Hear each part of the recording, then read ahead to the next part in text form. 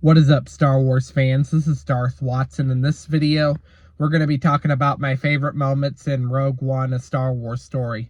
But before I get on to that topic, I just want to give you guys a quick update on Andor Season 2. I heard a lot of great things about Andor Season 2. They are officially done with production. It is set to come out in 2025.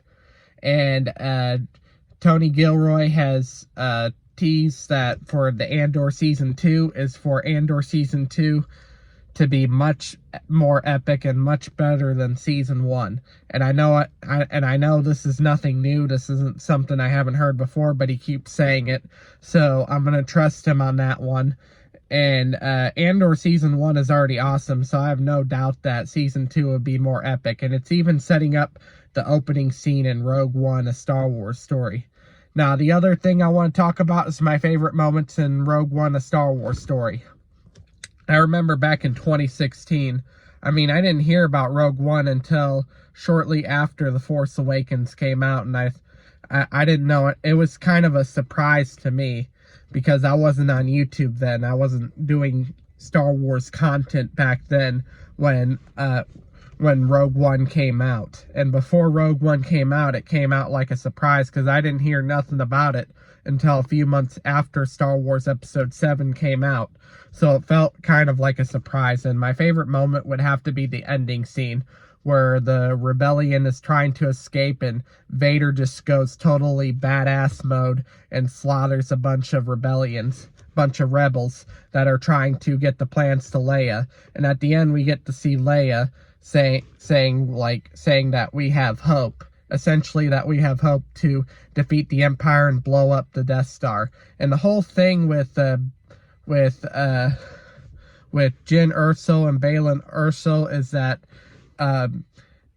there was a weakness assigned within the Death Star, because after it was discovered that the Death Star was meant for blowing up planets that defied Palpatine, and basically the Death Star plans were to build a weakness within the battle station, which later we all know how that ends up within Star Wars Episode 4, New Hope, where they blow up the first Death Star. I like all of those. I like the way the whole film played out. And Rogue One would have to be the best of Disney Star Wars in my opinion. And I'm pretty sure a lot of people would say the same thing, because Rogue One is